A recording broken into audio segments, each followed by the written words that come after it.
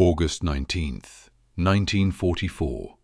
At Wehrmacht headquarters in East Prussia, General Oberst Alfred Jodl studied the newest intelligence from a Western front that was coming apart.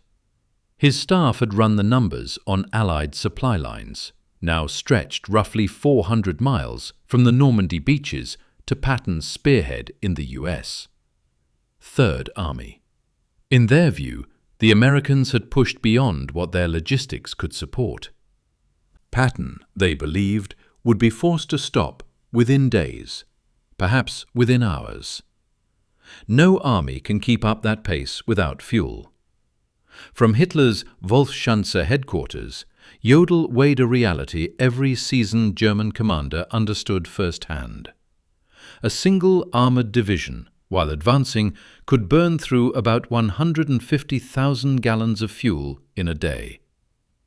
And the Americans were operating some 400 miles from their supply depots. To the German staff, the conclusion seemed unavoidable. Patton's Third Army would soon run out of momentum, buying the Wehrmacht time to regroup on the Seine, perhaps even to hold on until winter. What Jodl could not see was that 125 miles away, 5,958 trucks were already streaming east in an unbroken convoy, headlights shining in open defiance of accepted military doctrine, hauling 12,500 tons of supplies every 24 hours. This was the Red Ball Express, an operation so bold that German military thinking had never imagined it feasible. It was about to demolish long-held assumptions about mechanized warfare. Within 72 hours, the tanks that were supposed to be immobilized would smash through German positions on the Seine. Within a week, they would help free Paris. Within a month, they would reach the German border. The sharpest minds in the German High Command were about to learn, at close range, what American logistics could do, and how it could reshape the very definition of modern war. That lesson would be delivered by 23,000 truck drivers, 75% of them African American, who turned a one-way highway system into one of the most efficient military supply arteries ever created. The German General Staff's confidence that the Americans would collapse logistically was rooted in long experience and in what they had just observed. The Wehrmacht had pioneered blitzkrieg, transformed combined arms warfare, and understood, better than most, the brutal limits imposed by supply lines. Again and again, their own offensives had slowed or stopped when logistics failed to match battlefield success. In Russia, the Wehrmacht's early momentum had not been checked at first by Soviet resistance, but by the basic problem of sustaining forces across immense distances. German trucks failed on Russian roads.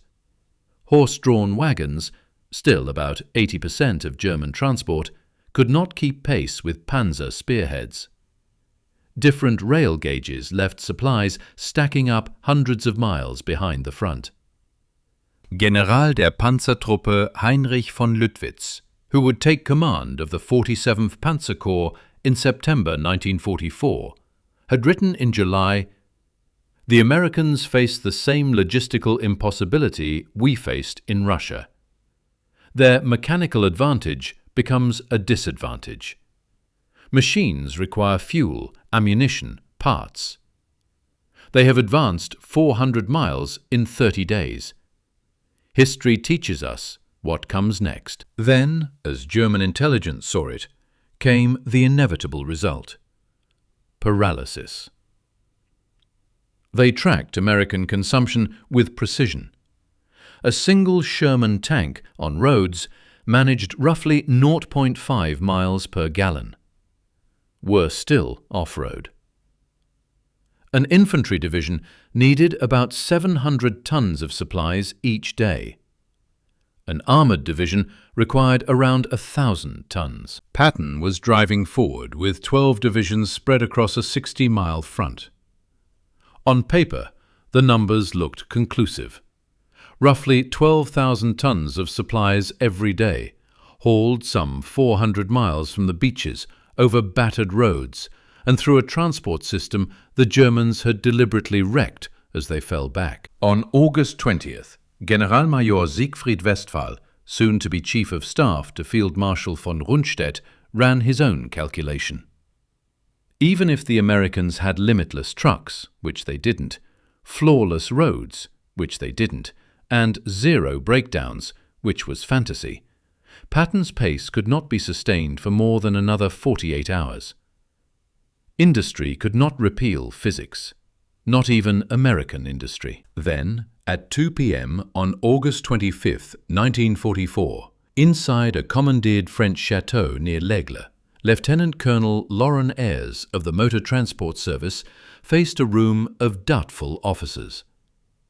The arithmetic in front of them was brutal. Patton's Third Army was burning through supplies at a rate no force had ever matched, moving so fast that every established plan for resupply was being left behind. The standard system, rail delivery, scheduled convoys, depot-based distribution, was buckling under the pressure. Ayres laid out a different answer. "Gentlemen," he announced, "we're going to build a one-way highway from Cherbourg and the beaches straight to the front. Every vehicle will run 20 hours out of 24. No stops except for fuel and emergencies. We will move a minimum of 12,500 tons a day." The name came from the railroads. A Red Ball freight was an express shipment that outranked everything else. This operation would follow that same rule: total priority, no delays, no exemptions. Its design flew in the face of what German doctrine considered reasonable. 2 parallel one-way routes, one lane system for loaded trucks heading forward, another for empty vehicles returning. Round-the-clock movement with headlights on, abandoning blackout discipline. A strict no-stop policy except for refueling or breakdowns. Convoys spaced at 5-minute intervals, holding an average of 35 miles per hour. Mobile repair teams positioned every 50 miles. Military police checkpoints enforced speed and order, pulling any vehicle that couldn't maintain at least 25 miles per hour off the route. Colonel Charles O. Thrasher, leading the forward section of ADSEC, the Advance Section Communications Zone, looked over the requirements and saw how extreme they were. 140 truck companies, a minimum of 5,958 vehicles, and 90% of them available at any given time. By the standards of every logistics manual, it simply could not be done. And yet, within 36 hours, the impossible was no longer theoretical. It was running. On August 26, 1944, drivers of the 3916th Quartermaster Truck Company climbed into their GMC CCKW 2.5-ton trucks, deuce-and-a-halfs, loaded with 105mm artillery shells, bound for Patton's guns near Melun, roughly 300 miles to the east. The human reality of the Red Ball Express would have shocked the racial ideologues of the Reich. Of the 23,000 men who would ultimately drive the route, about 75% were African American soldiers serving in an army that was still segregated. In a country where many of them were barred from white restaurants and white facilities, they were the ones keeping the most celebrated white general's army in motion. Within hours, the drivers had formed a culture of their own. They covered their trucks with painted slogans: Patton's Blood Bank, Hitler, Here We Come, Detroit to Berlin Express. And they enforced an unwritten code of the road. Any slow vehicle pulled off at once. Breakdowns were shoved into ditches. A truck that couldn't hold 20 miles per hour wasn't just late, it was a blockage. By August 28th, German reconnaissance was sending back reports of something they had never seen. Units from Aufklärung 116 radioed from observation points overlooking the main Red Ball route.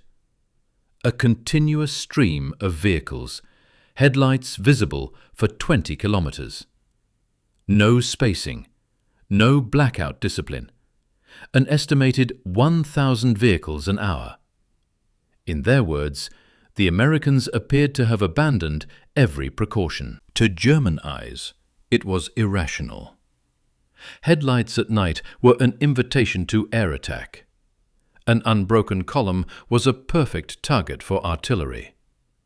And without distance between vehicles, a single stalled truck should have been able to freeze an entire convoy.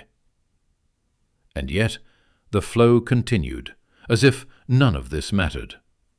On August 30th, Generalleutnant Edgar Feuchtinger of the 21st Panzer Division watched the Red Ball Express himself from concealed positions. His report to Army Group B captured a rising sense of alarm. The enemy was running a supply system beyond German comprehension. Vehicles passed at 30-second intervals, day and night, without pause. They didn't hide. They didn't spread out. They didn't obey the rules the Germans recognized. This was not military science, he concluded. It was mass production turned into warfare. What the Germans failed to grasp was that American logistics followed an entirely different logic. Where German doctrine depended on concealment, the Americans depended on sheer volume. Where the Germans tried to preserve every vehicle, the Americans assumed a 20% mechanical failure rate and built plans around it. Where Germans relied on strict procedure, the Americans adjusted and improvised constantly. The results shattered German expectations of what was even possible. In the first week, August 25th to 31st, 1944, the Red Ball Express delivered 89,939 tons of supplies. The daily average was 12,848 tons. The round-trip distance totaled 686 miles. The system ran on 5,958 trucks, each averaging about 1.5 trips per day. And the operation itself burned 300,000 gallons of fuel. German logistics specialists who got hold of these figures from American papers dismissed them as exaggeration, propaganda designed to impress. But the numbers were genuine, and the pace was increasing. By September 5th, the Red Ball Express had settled into a rhythm that seemed absurd to German officers whose own army still depended on horse-drawn wagons for most of its transport. Convoys rolled out from the western terminus every 5 minutes. A typical convoy carried 67 vehicles. Standard loads were 5 tons per truck, and 7-ton overloads were common. The one-way run of roughly 350 miles took about 14 hours on average, with only 2 hours needed to turn vehicles around at each end. Thousands of vehicles stayed in motion around the clock, about 5,000 on the road at any given time. The Red Ball Express produced new solutions almost by the hour, as drivers and mechanics confronted obstacles that German military theory treated as impossible to overcome. When trucks failed, about 1,800 breakdowns a day, mobile repair teams worked right on the roadside. They used a blunt triage rule: fix it in 15 minutes or shove it off the route. For vehicles judged beyond repair, parts were stripped and reused. Engines were exchanged in roughly 45 minutes with the help of mobile cranes. When the designated Red Ball corridor jammed up, drivers simply carved out alternate tracks. They seized French buses to carry personnel, keeping trucks reserved for cargo. They took captured German vehicles, repainted them olive drab, and put them straight into service. They even improvised detours around destroyed bridges, turning rubble from bombed buildings into makeshift roadbeds. To German observers, it looked like disorder, yet it kept generating results. German logistics doctrine prized deliberate planning, scheduled maintenance, and strict procedure. The Americans broke every rule, and still the system didn't degrade. It sped up. The most shocking lesson for German watchers was American fuel control. The Red Ball Express burned about 300,000 gallons of gasoline per day just to run itself. More fuel than many German armies received for every purpose combined. And yet there was no shortage. The Americans had built a second logistical miracle alongside it: Operation Pluto, undersea pipelines that carried fuel beneath the English Channel. By September 1944, fuel was already moving through those underwater lines, pipes German intelligence had not even detected. Forward fuel dumps appeared every 25 miles along the Red Ball corridor. Tanker trucks ran their own dedicated convoys, so that no vehicle had to wait more than 10 minutes to refuel. General Major Walter Warlimont, studying aerial reconnaissance photos, drew a stark conclusion. The Americans had fuel stockpiles larger than Germany's entire strategic reserves. They were burning gasoline just to move gasoline, more than the Wehrmacht allocated to whole panzer divisions. This, he warned, was not war as Germany understood it. It was industrial excess turned into battlefield power. The Red Ball Express didn't simply keep Patton moving. It multiplied the tempo of his advance. German doctrine assumed an armored division could sustain roughly 20 to 30 miles a day under ideal conditions. Patton's formations, fed by the Red Ball pipeline of trucks, were averaging 40 to 60 miles a day for weeks. On September 1st, 1944, the 4th Armored Division advanced 35 miles in the morning, paused at noon to resupply, then pushed another 32 miles in the afternoon.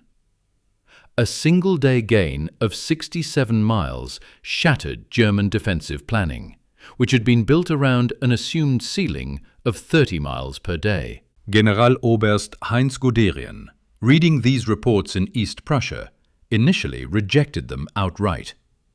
No armored force, he insisted, could drive 60 miles a day for a week.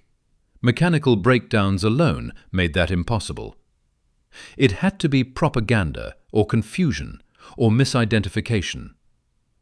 But intercepted American radio traffic backed it up. Ты прав. Я слил все в один блок. Исправляю. Столько же абзацев, сколько в твоем тексте. Вот перефраз на английском в документальном стиле без добавления фактов. Even more alarming to German commanders was the American habit of broadcasting positions openly, without codes. An unmistakable sign of confidence that they could move faster than the Germans could react. By September 5th, 1944, German intelligence had assembled full reports on the Red Ball Express, and for Wehrmacht planners, the implications were catastrophic. Every assumption about American capability had to be revised. The dossier described patterns that contradicted German military science. Americans wasted vehicles on a massive scale, abandoning damaged trucks instead of repairing them. Drivers stayed awake for days on stimulants, violating basic rules of manpower management. Camouflage and blackout discipline were ignored, leaving the system exposed to an air attack that never came. Daily mechanical failure rates near 30% were simply absorbed through redundancy. and fuel consumption reached levels that would have ruined any European army. Field Marshal Walter Mordell's response reflected mounting desperation. If these reports were true, Germany was not facing a stronger army, but a stronger civilization, one that did not bother to hide because it did not fear, one that spent resources because it seemed to have limitless resources, and one that could not be defeated by tactics alone. What German observers could not see was the human cost paid by the Red Ball drivers themselves. Many operated for 72 hours without sleep, drifting into hallucinations from exhaustion and benzodrine. During the Red Ball's operational period, accidents killed 300 drivers. Trucks crashed in fog, rolled on broken roads, and burned when overheated engines ignited. And yet, morale remained remarkably high. Most of these men, largely African-American soldiers, still denied equal rights at home, understood they were part of history, disproving Hitler's racial theories with every mile driven and every ton delivered. Captured German officers later gave striking testimony to the Red Ball Express's impact. Hans von Luck, taken prisoner in September 1944, told interrogators that Germany knew it had lost when it understood the American supply system. One that broke every rule, wasted fuel, abandoned vehicles, exhausted drivers, and still succeeded through sheer volume, industrializing war beyond German comprehension. The psychological effect on German forces was devastating. Wehrmacht soldiers heard American trucks night after night, endless engines, endless supplies, while they counted a few rounds per rifle and listened as the Americans delivered ammunition by the millions. Even the vehicles themselves astonished German engineers. The GMC CCKW 2.5-ton truck, the backbone of the Red Ball Express, embodied mass production precision. General Motors would build over 500,000 by war's end, more trucks than the entire German military possessed of all types combined. And it included features the Germans had not widely fielded: all-wheel drive as a standard, automatic tire inflation, waterproofing that allowed 30-inch fording, engines that ran on low-quality fuel without modification, and heaters that actually worked in winter. And above all, it revealed a different maintenance philosophy. Where Germans rebuilt engines, Americans simply replaced them. Where Germans conserved spare parts, the Americans were willing to scrap an entire vehicle over a problem that seemed minor by comparison. Where the Germans depended on a small number of master mechanics, the Americans relied on thousands of capable mechanics who could handle the vast majority of repairs. Enough skill in enough hands to keep the system moving. As the front shifted east, the Red Ball Express adjusted with a speed that stunned German planners, men used to needing weeks of preparation for any major change in logistics. When the original route to Chartres became inadequate, the Americans created Red Ball extensions almost overnight. White Ball Express from Rouen to Paris. Green Diamond from Cherbourg to the rail transfer points. Red Lion from Bayeux to Brussels. ABC. Antwerp, Brussels, Charleroi. Each new route was functioning within 48 hours of being conceived. German staff officers would have required weeks to design comparable operations. The Americans, by contrast, simply repainted markers, allocated trucks, and the convoys began rolling. The dominance of African American drivers within the Red Ball Express produced a kind of cognitive shock for German racial ideologues. Nazi doctrine labeled black people inferior, unfit for technical work, incapable of initiative.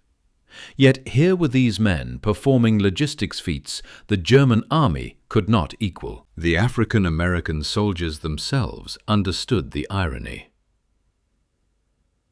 They knew exactly what the Nazis believed about them, and that knowledge only pushed them to drive harder.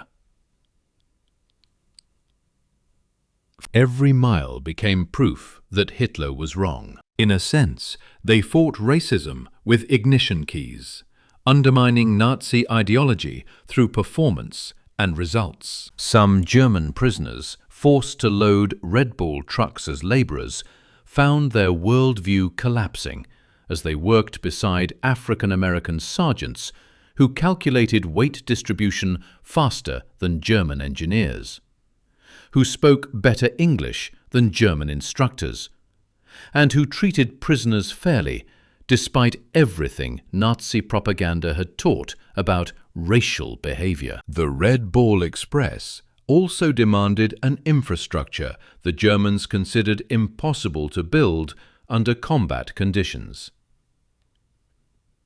Engineers constructed or strengthened 40 bridges, created 15 major fuel depots, set up 26 maintenance stations, and built 8 temporary driver cities, while the operation was already running. The bridge at Mont had been demolished by German engineers precisely to choke American logistics, and the Wehrmacht estimated a replacement would take at least 6 weeks. American engineers put up a temporary bridge in 14 hours, while Red Ball convoys detoured only 8 miles on bypass roads scraped out by bulldozers in haste. German engineers watched these methods with disbelief. No long planning conferences, no elaborate blueprints, just immediate action. The Americans built faster than the Germans could destroy, raising infrastructure overnight in open French fields. One Red Ball achievement was especially shocking to German artillery officers: ammunition delivery rates that surpassed even their most optimistic theoretical limits. American artillery units fired without restriction, a luxury German gunners had not known since 1942. During the reduction of Metz's fortifications in September 1944, the 20th Corps Artillery fired 100,000 rounds in 24 hours. The Red Ball Express delivered every round, and another 20% on top. German artillery defending Metz, by contrast, was rationed to 50 rounds per gun per day. The imbalance was crushing. The American batteries fired for hours without pause, while German officers calculated that such barrages should require 50 truckloads of ammunition every hour. The Red Ball delivered it continuously, and the Red Ball Express consumed vehicles at a rate that would have crippled almost any other military. By late September, mechanical attrition had reached staggering levels. Average vehicle life fell to 10,000 miles instead of a normal 30,000. The daily deadline rate ran at 30% of all vehicles, and engines were being replaced at a pace of 500 per week. Tires were being burned through at a rate of 10,000 per week. More than 5,000 vehicles were destroyed or simply abandoned. And yet, the operation never lost momentum. American industry had planned for losses on this scale. Every week, ships reached French ports with hundreds of fresh trucks. Replacement drivers were trained in just 2 days and sent straight into the convoys. German estimates suggested the Americans were losing more trucks each week than the Wehrmacht had available in all of France. And still, American transport capacity grew instead of shrinking.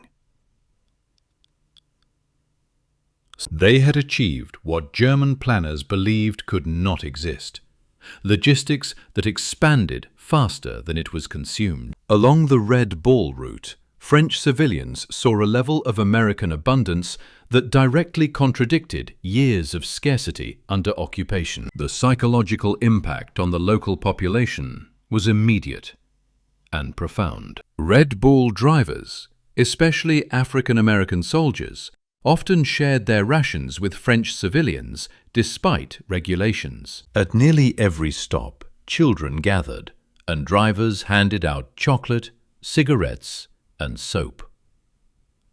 The contrast with German rule was impossible to miss.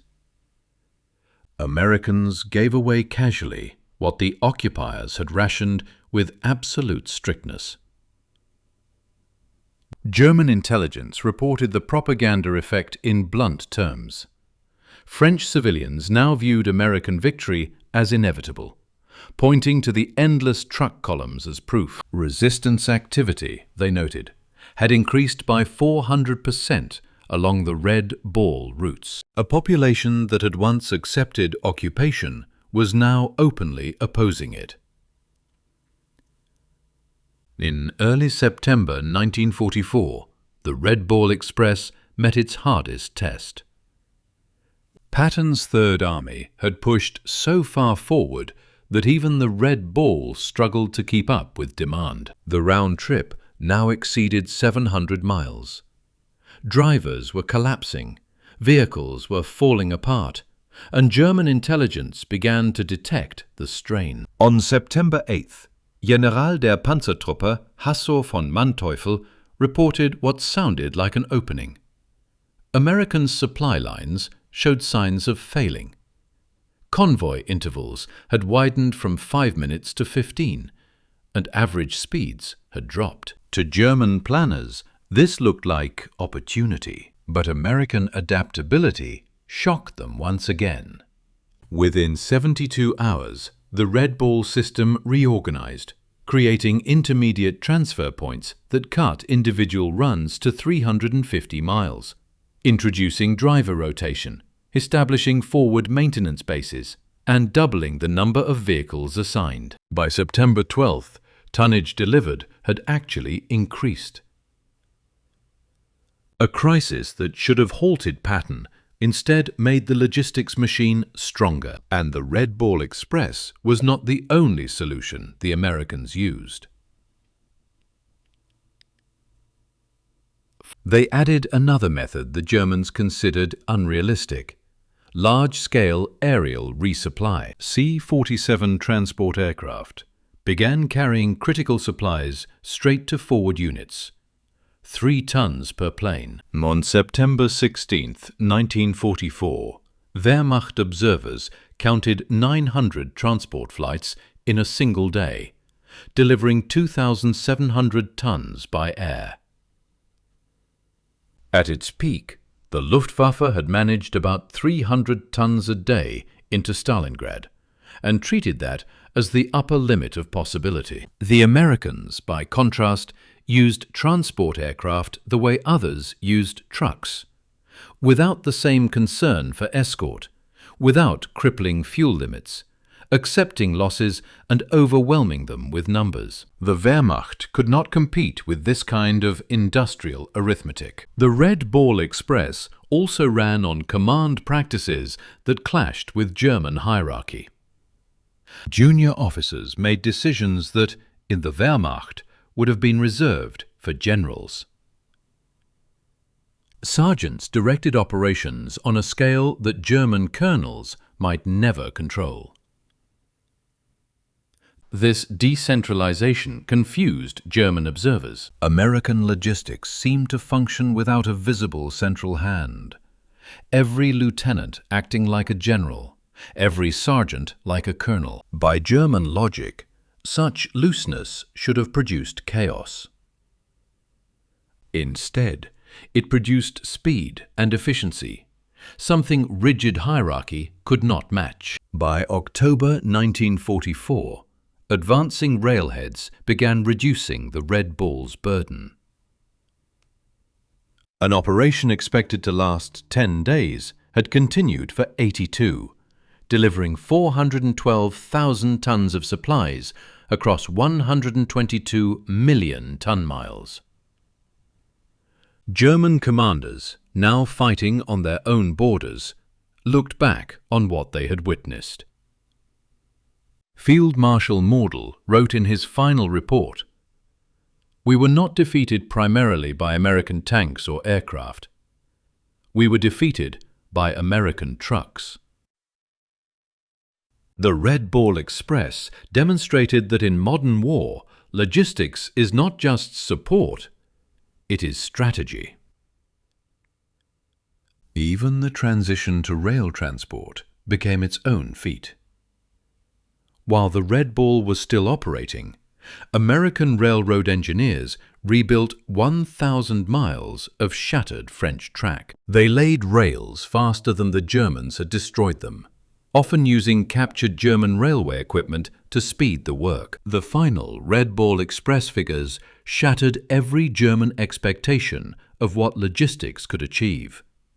82 days of operation, 412,193 tons delivered, 222 million ton-miles, an average of 5,958 vehicles with a peak of 7,000. 23,000 drivers employed overall, 700,000 gallons of fuel consumed per day, 40,000 tons of ammunition delivered to Patton alone, 15 million rations moved, and 135,000 tons of medical supplies transported. Studying these numbers in captivity, German officers admitted they had measured American capability by European standards.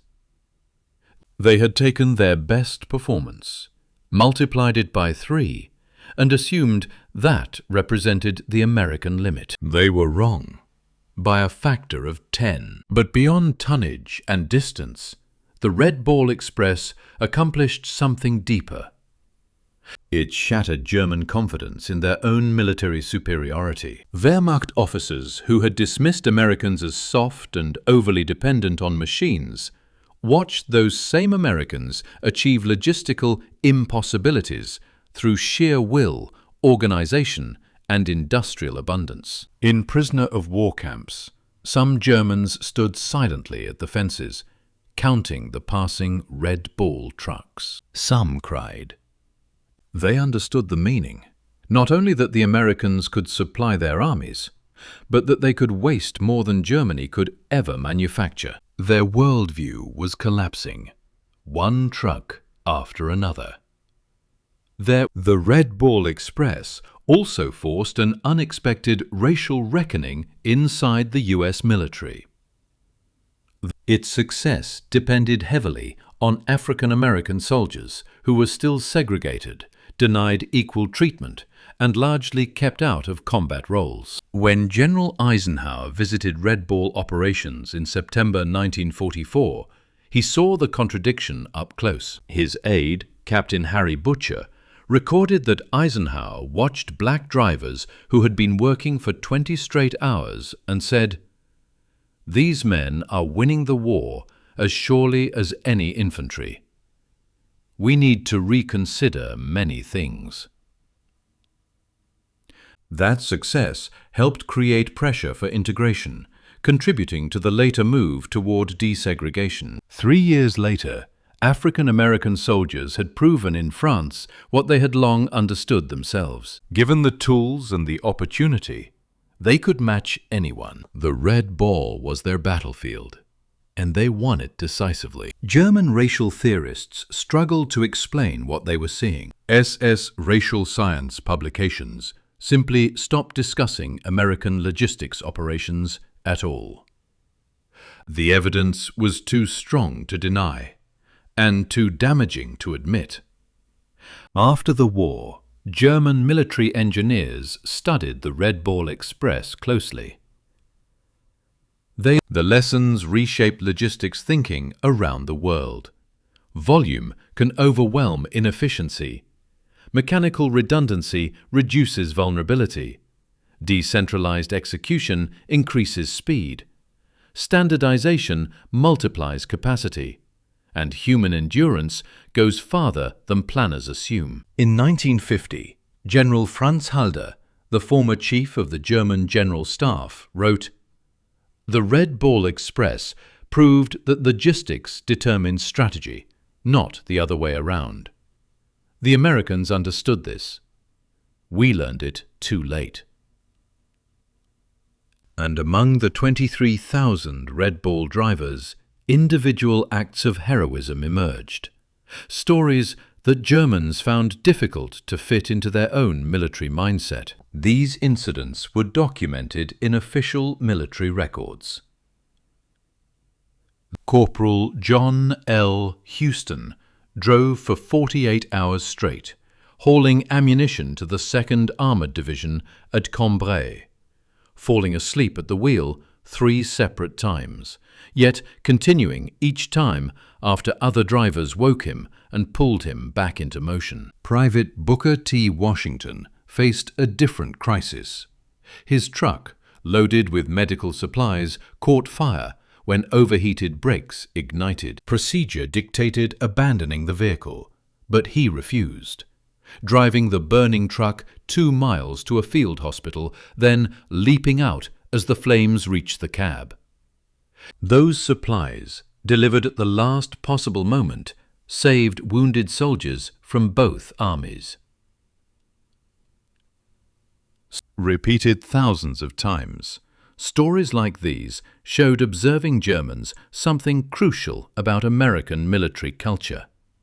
Initiative at the individual level, deliberate risk-taking, and mission accomplishment placed above strict adherence to regulations. Late in 1944, German forces, now desperate, tried to build their own version of the Red Ball Express. During the Battle of the Bulge, Operation Greif included plans to use captured American trucks to create German supply routes. The attempt failed almost immediately. German drivers could not sustain American speeds. German mechanics could not keep American equipment running fast enough. German fuel stocks could not support the same level of consumption. But deeper than any technical limit was a cultural one.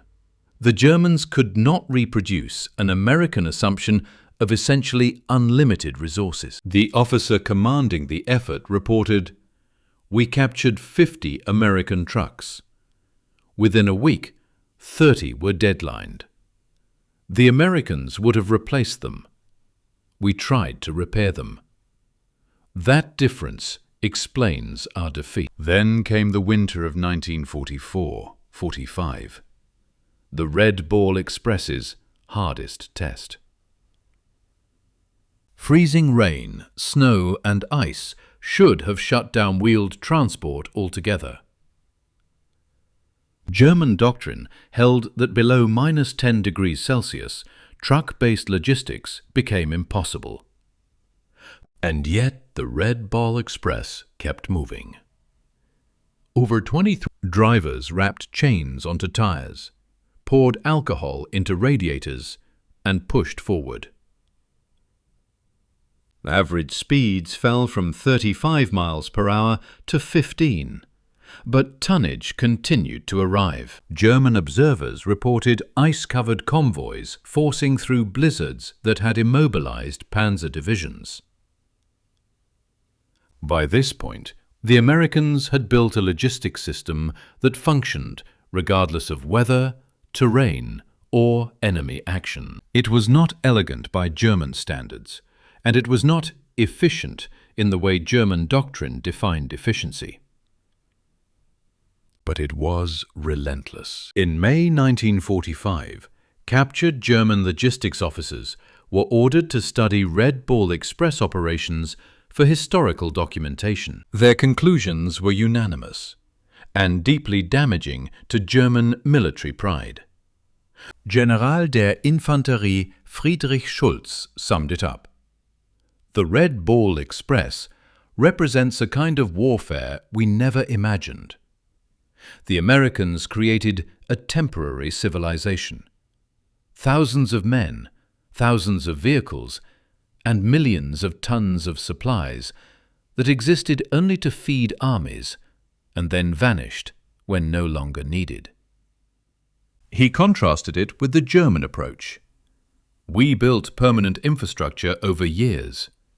They created superior temporary systems in days. And the sharpest assessment, the text notes, came from Generaloberst Heinz Guderian, the architect of German armored warfare. Germany, he recognized, had invented blitzkrieg, but never solved its core constraint, logistics. The Americans solved it through an industrial abundance the Germans had believed impossible.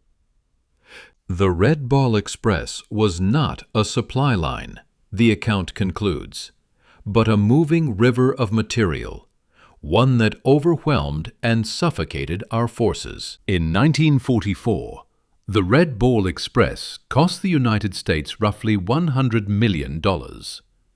Trucks worn out or lost, fuel burned, roads ruined, and French claims for damage. For German staff officers trained to manage shortages, that figure was almost impossible to grasp. To the Americans, it was simply considered inexpensive. The payoff in this telling was enormous. The operation enabled the capture of 400,000 German soldiers, supported the liberation of France, Belgium, and Luxembourg, and shortened the war by an estimated 6 months. With each day of war costing America $250 million, the argument follows that the Red Ball Express effectively repaid its cost in a single day of reduced fighting. Lieutenant General John C. H. Lee, the senior logistics commander for the European theater, expressed the logic bluntly.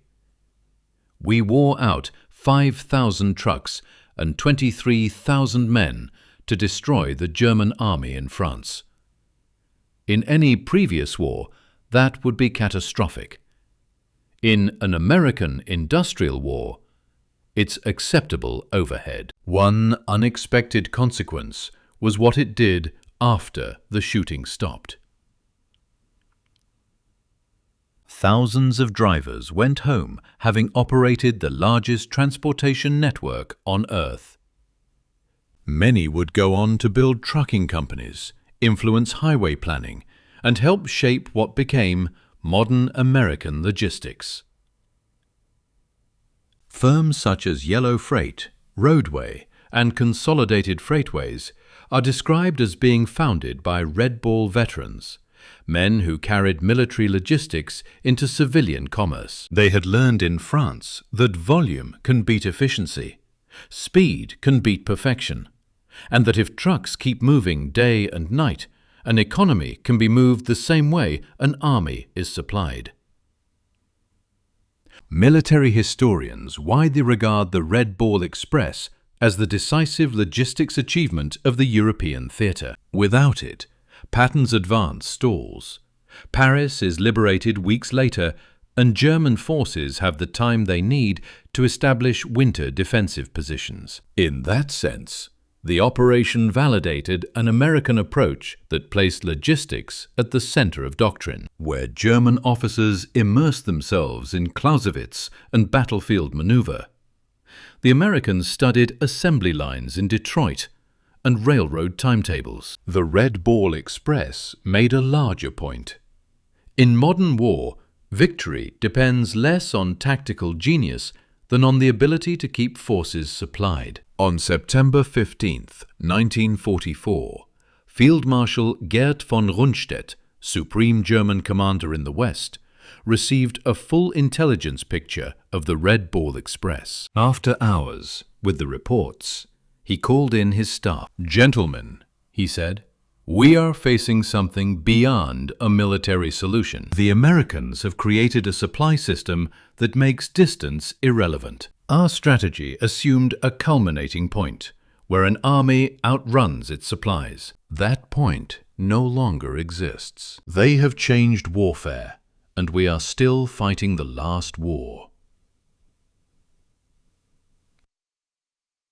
His operations officer, Generaloberst Hans Speidel proposed attacking the Red Ball routes with what remained of the Luftwaffe. Rundstedt's reply showed he understood the arithmetic. With what will we interdict them?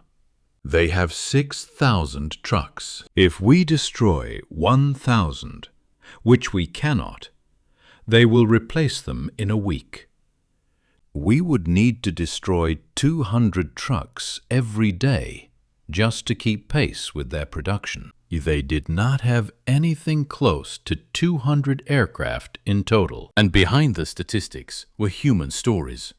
Stories that revealed something about American character to the German observers watching from the other side. Drivers who had not slept for 3 days refused relief, convinced that if they handed the wheel to someone else, their load might not reach the front. Mechanics worked in freezing rain, hands numb, keeping broken convoys alive. Teenagers lied about their age just to get behind the wheel and join the flow. As these stories spread, they created a kind of battlefield mythology, one that drained German morale.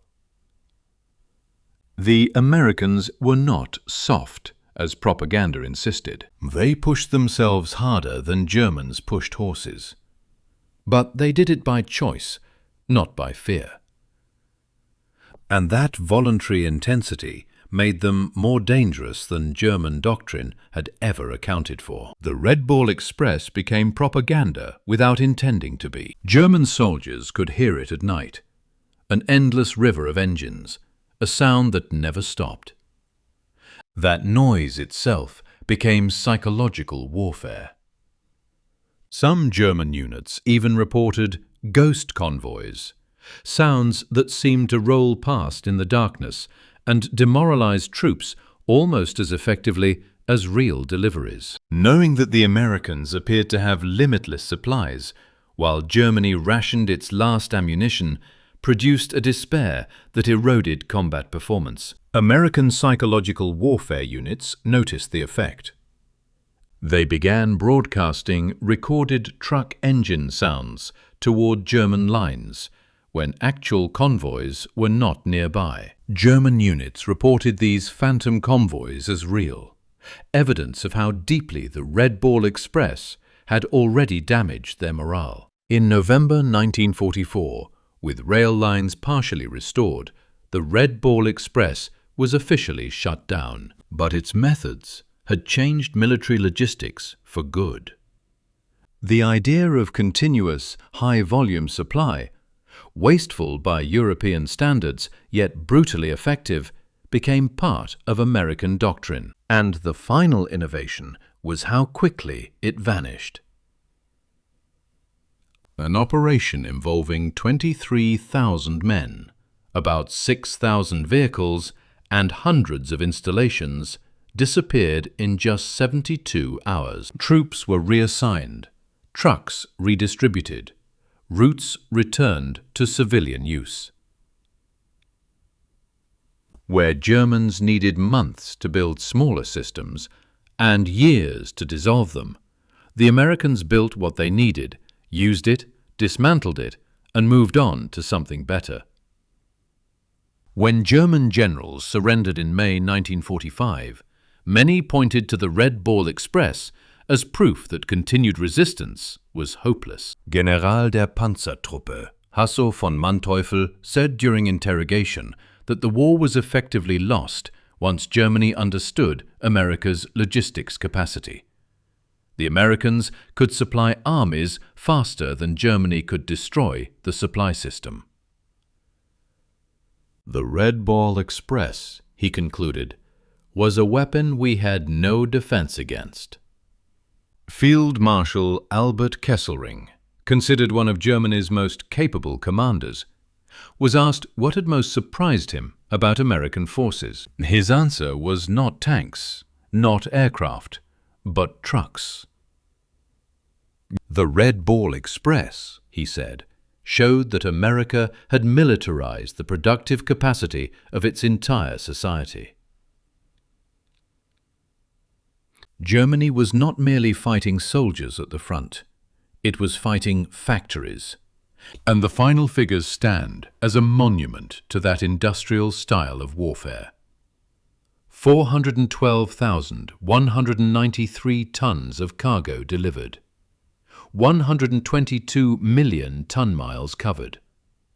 5,958 trucks in daily average use, with a peak of 7,000. 23,000 drivers involved overall. 82 days of operation. 57 million gallons of fuel consumed. 180,000 tires worn out. More than 5,000 vehicles were destroyed. The cost reached $100 million.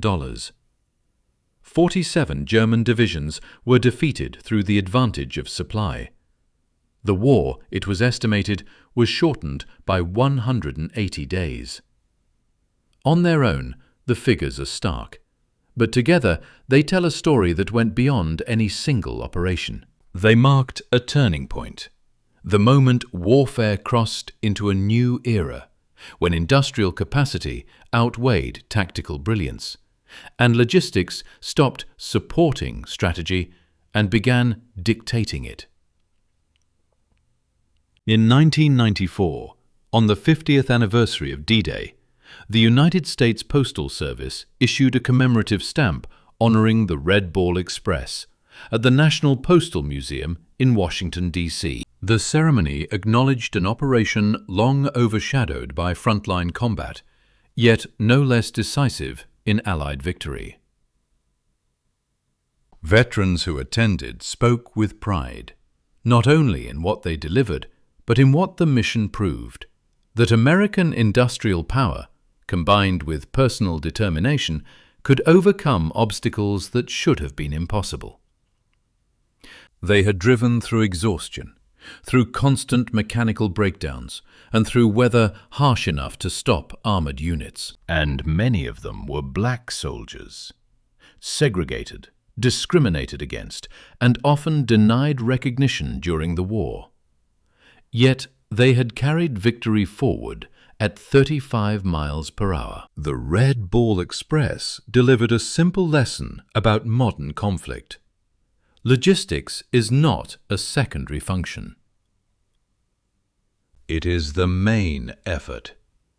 It showed that an industrial democracy could mobilize resources on a scale that even totalitarian efficiency could not match. German generals who once mocked American logistics were ultimately silenced by 6,000 trucks moving 12,500 tons a day across 700 miles of liberated France. They had assumed the Americans would follow European precedent, conserve resources, proceed cautiously, accept the limits of distance. Instead, the Americans unleashed a logistical surge that buried German forces under Allied abundance. In this account, the Red Ball's success did not rest on a single stroke of military genius, but on qualities German planners failed to understand: industrial excess, mechanical competence, improvisation, and above all, the initiative of individual soldiers making independent decisions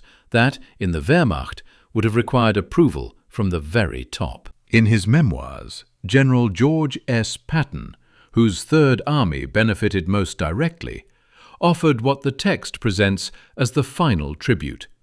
The truck drivers of the Red Ball Express deserved as much credit for Germany's defeat as any combat unit. They kept driving through exhaustion, through breakdowns, and through weather that halted armored formations.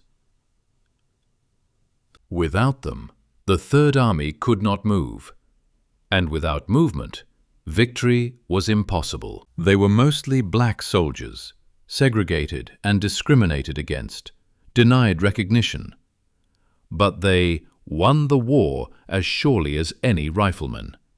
And history, he insisted, had to record that truth. And that truth becomes the closing testament to the Red Ball Express.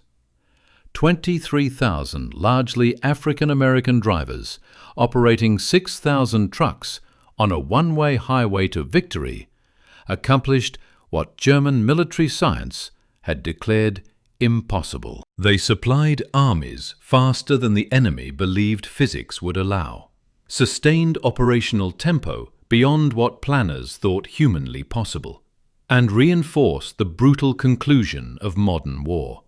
The side with the most trucks can defeat the side with the best tactics. German generals had dismissed American logistics as wasteful, undisciplined, and impossible to sustain. 82 days later, those same generals surrendered to armies kept alive by the Red Ball Express, finally understanding that American trucks had beaten German tanks, that industrial abundance had overwhelmed military excellence, and that logistics had become strategy. The Red Ball Express officially ended on November 16, 1944, but its effects carried far beyond that date. It demonstrated a central truth of the industrial era. Victory belongs less to the bravest soldiers or the most brilliant generals, and more to the nation that can move the greatest volume of supplies fast, far, and without interruption. The German commanders who mocked American logistics in August 1944 were signing surrender papers in May 1945, defeated in no small part by 23,000 truck drivers who reshaped warfare at 35 miles per hour.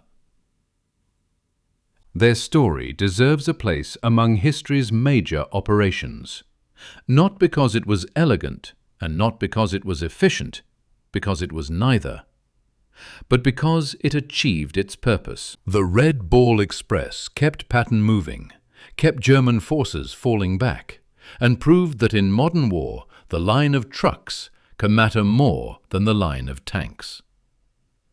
Across France, the physical traces remained.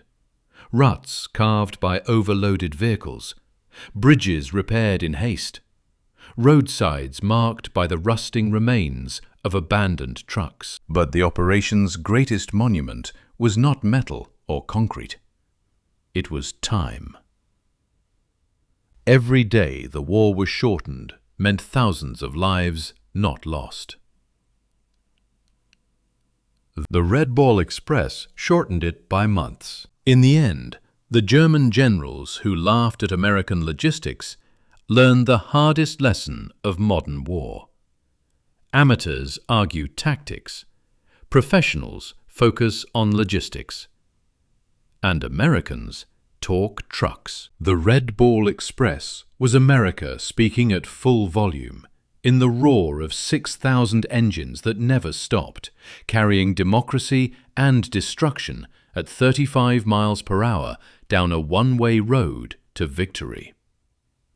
The final word comes from a German officer whose name has been lost, remembered through a Red Bull driver at the 1994 commemoration. Standing beside a road in Belgium, watching the endless American convoy, the officer spoke in accented English to his captors. "We prepared for everything. Your tanks, your planes, your ships. We never prepared for your trucks.